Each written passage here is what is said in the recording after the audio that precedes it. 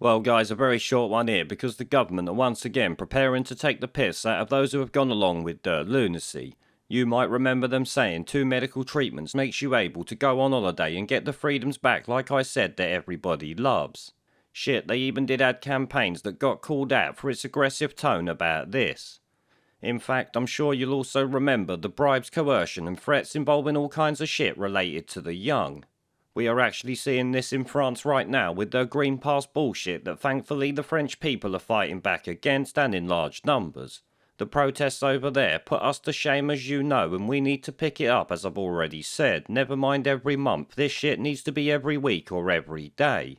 Now though, we've got the government tosspots here saying that those who took the double dose of the shot won't be considered fully jabbed when the booster rollout starts. So once again the goalpost moves, and those who have done what Boris said are expected now to follow his diktats on it whenever they decide.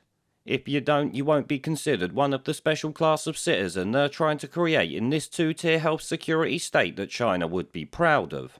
As I said, you won't be able to go on holiday if they have their way, and with the health passport push you won't even be able to go out for a meal unless you submit when they tell you to. It's a bit like a dog. They say sit and you do it, they will give you a little treat.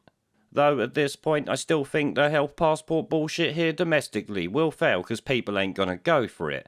They've avoided taking it to Parliament because they expect MPs to vote against it and make them all look like a complete bunch of arses. Thankfully, most people I've spoke to, including the double jabbed, are dead set against papers please in the UK, and obviously for good reason. The pressure from the public on businesses will be enough to make them realise it's a bad idea if they already have not, so this is something we need to do as I've said before.